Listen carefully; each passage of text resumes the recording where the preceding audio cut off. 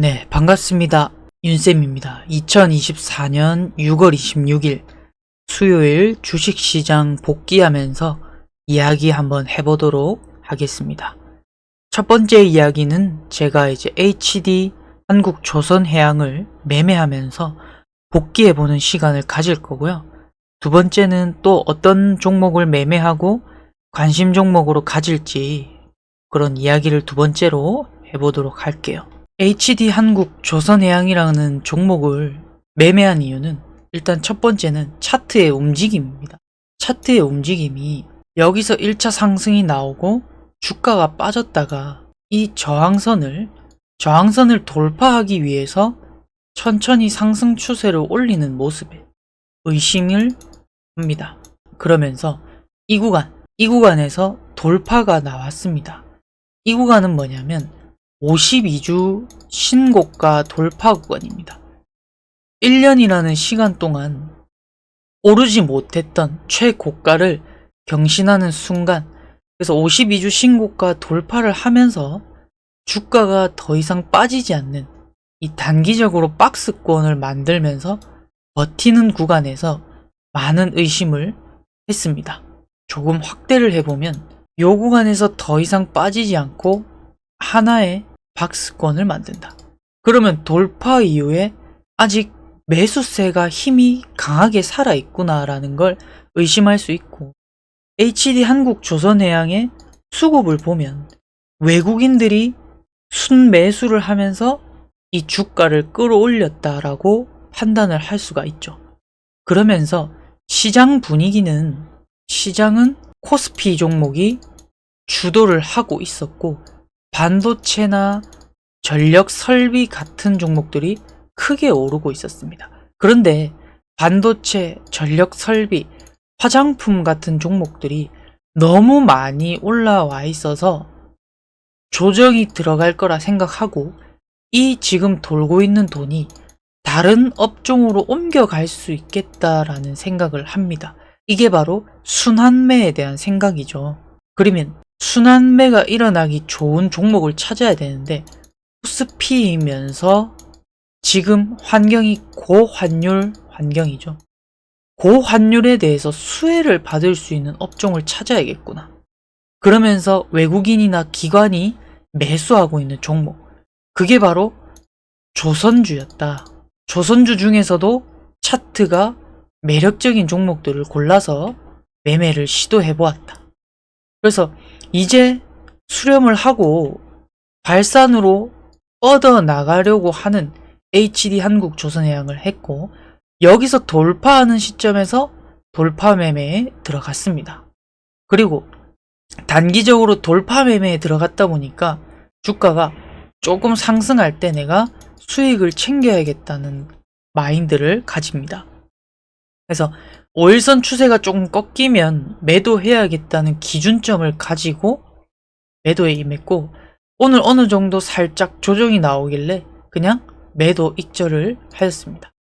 8% 정도, 원래는 한 11%에서 12% 정도 수익을 가져가다가 조정시에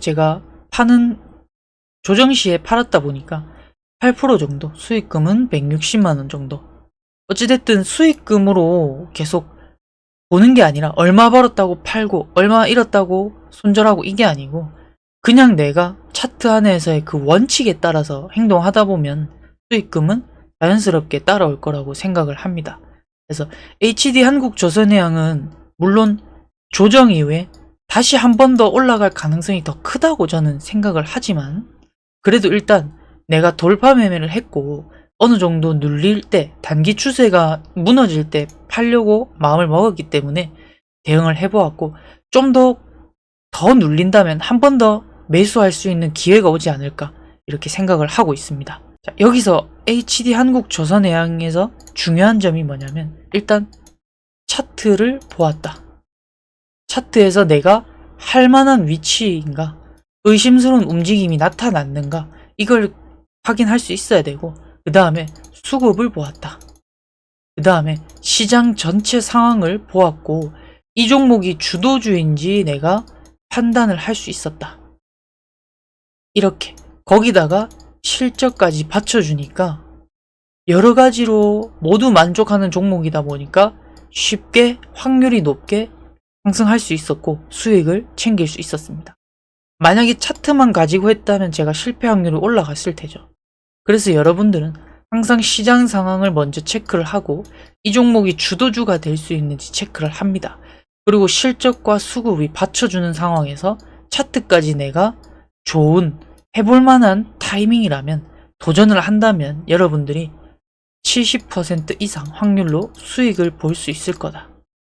이렇게 이 종목 복귀하고 오늘 첫 번째 이야기 마무리합니다. 자, 그러면 우리가 또 앞으로 수익을 챙길 수 있는, 상승할 수 있는 종목이 어떤 종목이 있을까 한번 생각해보면 앞에서 제가 얘기했듯이 지금은 코스피 종목을 봐야 됩니다. 그러면서 코스피 중에서도 현재 고환율, 환율이 지금 달러가 엄청나게 올라가면서 달러 강세일 때 수혜를 볼 수 있는 업종들이 있습니다. 예를 들어서 수출 위주로 하는 기업들, 조선업, 자동차, 그리고 지금 올라가고 있는 게 결국에는 화장품도 외국에 수출을 많이 이루고 있는, 수출을 잘 하고 있는 기업들이 상승을 하죠. 반도체까지요. 그래서 이 업종에서 우리가 지켜봐야 되는데 너무 많이 오른 종목은 지켜보는 게 아니라 밑에서 이제 만들어가는 그런 종목들을 우리가 모아가야 수익을 챙길 수 있습니다. 왜냐하면 지금 시장은 사실 쉽지 않거든요.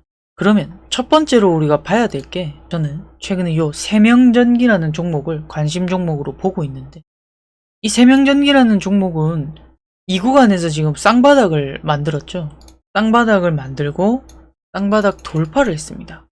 돌파를 한 다음에 저는 이 저항선을, 요 가격을 넘어서 올라갈 거라고 판단을 하는데 지금 이틀 새 지금 거의 한 30% 40% 가까이 이렇게 급등을 해버렸기 때문에 조금 조정이 필요하지 않나. 왜냐면 이 이격도가 이렇게 좁아지면서 조정 이후에 다시 뚫고 올라갈 가능성이 크다, 이렇게 생각을 합니다. 물론 테마주다 보니까 손절선을 잡아야겠죠. 이유는 뭐냐면 일단 이 세명전기는 지금 전력 설비 쪽으로 계속 돌아가면서 테마가 상승하고 있기 때문에 그 중에서도 제일 차트가 갈만한 차트이다. 눌림목에서, 이평선 눌림목에서 분할 매수해간다면 반등할 가능성이 크고, 만약에 분할 매수했는데 추세가 이탈된다면 손절을 생각을 하고 접근을 하셔야 됩니다.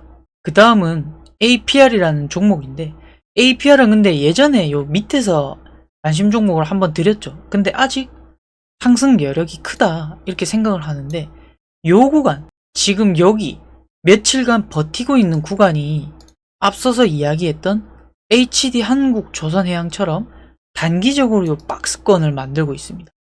1, 2, 3, 4, 5, 6, 7, 8, 9, 거의 9에서 10 거래일 동안 밑으로 빠지지도 않고 위로 올라가지도 않고 버티는 모습이거든요. 여러분들이 조금 더 공격적으로 리스크를 보고 하려면 여기 단기 박스권인 요 구간을 만약에 돌파했을 때 여러분들이 따라 붙는 전략도 좋다. 돌파했을 때 바로 쭉쭉 간다면 여러분들이 버텨야 되고, 만약에 돌파 이후에 다시 바로 빠지면 본전 또는 아주 짧은 손절, 1%에서 3% 손절을 생각하고 접근하는 게 좋다. 그래서 지금 APR도 수급이 괜찮죠.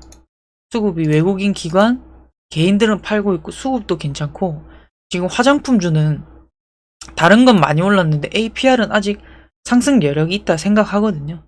이 구간을 돌파를 하면 신고가기 때문에 아마도 여기 지금 상승 추세로 올리고 있는 이 파동이 세력들이 한번 이 앞에 있는 매물을 소화해주면서 올리고 있는 모습이다. 그래서 이렇게 천천히 상승 추세를 타다가 갑자기 속도가 붙으면 이렇게 크게 상승을 할 수 있기 때문에 이 포인트는 굉장히 중요한 포인트가 되겠다. 그래서 여러분들이 지켜보고 있다가 돌파 시에 짧은 손절 잡고 접근해보는 건 굉장히 매력적인 타점이다. 그래서 APR도 좋습니다. 그 다음에 현대글로비스는 지금 좋은데, 지금 좋지만 여기서 바로 돌파를 할 수도 있지만 일단 너무 바닥에서부터 급하게 올라왔기 때문에 조정 이후에 다시 올라갈 때 잡는 그런 그림을 생각하고 있거든요. 그래서 현대차, 기아차가 장기적으로 올라갈 거라 생각하기 때문에 현대글로비스도 지금 차트를 만들고 있습니다. 그래서 현대글로비스도 매력적이다. 다만 눌림목을 좀 기다릴 필요가 있습니다. 자, 그 다음에 조선주 중에 지금 매집을 하면서 많이 올라가지 못한 종목이 있습니다. 한라 IMS라는 종목인데, 이 종목도 이 구간에서 박스권을 만들고 있죠. 그래서 분할 매수로 이 종목은 모아간다면,